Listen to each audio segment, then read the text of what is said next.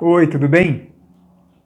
Meu nome é Leandro, sou professor de inglês e vou falar hoje com vocês sobre uma dúvida muito comum que as pessoas têm, que é o verbo to be. É engraçado porque a gente vai para a escola, estuda verbo to be, entra no primeiro ano, segundo ano, terceiro ano, entra na faculdade e fica no to be, to be, to be, não sai daquilo e a gente acaba não aprendendo o verbo to be, né? Filha da mãe desse verbo.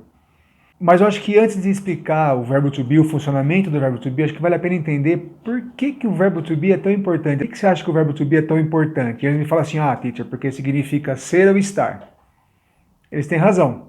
O verbo to be tem dois significados, ser ou estar. Na verdade, tem mais. Mas isso não é exclusividade do verbo to be.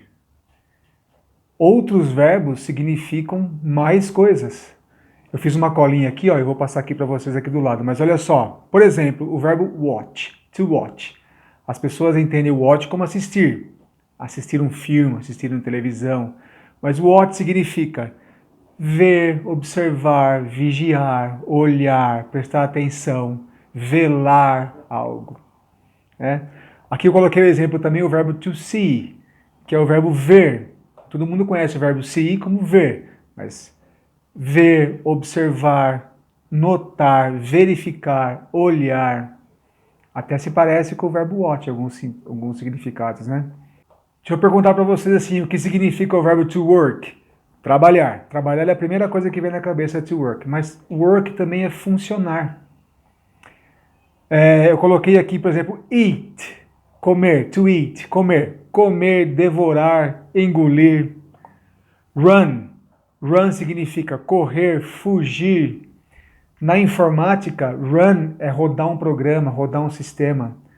Em business, run é gerenciar, estar encarregado de alguma coisa. Ou seja, na maioria dos verbos, eles têm mais do que um significado. Não fica só no primeiro significado da lista. Então, o verbo to be, ele não é importante por significar ser ou estar. Ele é importante porque ele faz parte de uma categoria de verbos que a gente chama em inglês de verbo auxiliar. O que é um verbo auxiliar? Ele auxilia a gente a fazer perguntas e fazer frases negativas. No português, qualquer frase é uma pergunta e qualquer frase é uma negativa. Por exemplo, se eu falar, ela trabalha. Aí eu falo, ela trabalha? Eu só mudei a entonação e fiz uma pergunta. Ou então eu falo, ela não trabalha. Negativa. Ou uma pergunta negativa, ela não trabalha? Quer dizer, quatro entonações. Nós estamos bem. Nós estamos bem? Nós não estamos bem? Nós não estamos bem. Perceba, eu coloco um não em qualquer frase e eu cantando, eu faço uma pergunta ou não. Por isso que o verbo to be é muito importante. Porque no inglês, a gente não faz uma pergunta sem que a gente tenha um verbo auxiliar. Então o verbo auxiliar, ele vai ser como? Toda vez que eu for fazer uma pergunta, o verbo auxiliar vai estar antes do sujeito. Daí que vem a importância do verbo to be. Primeiro, porque ele mostra, primeiro porque ele é um verbo auxiliar. Quando a gente começa a estudar inglês, a gente estuda por ele, porque é através dele que a gente entende esse mecanismo. A gente entende o mecanismo de estar um verbo auxiliar antes do sujeito para fazer a pergunta. Por exemplo, eu falo assim, você é, you are. Se eu quiser fazer uma pergunta, are you? Por exemplo, eu falo, ela está, she is. Eu vou fazer uma pergunta, eu falo, is she? Ou seja, o verbo to be vem sempre antes do sujeito. E não é o verbo to be, são os outros dois auxiliares fora o to be que nós vamos estudar. No inglês nós temos o verbo auxiliar to be, nós temos o verbo auxiliar to do e nós temos o verbo auxiliar to have, usadas com diferentes especificidades. Mas a regra dele estar antes do sujeito para fazer uma pergunta, isso vai valer para todos os verbos auxiliares.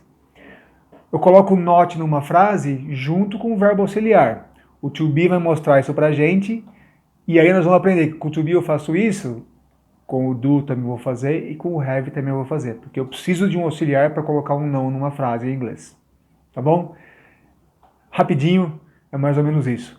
Se você é iniciante de inglês, se você quer rever algumas fases, vem aqui, me acompanha.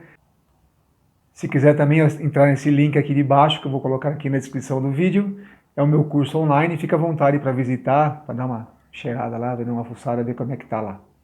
Se interessar, seja bem-vindo, tá bom? Beijo, see you, bye bye.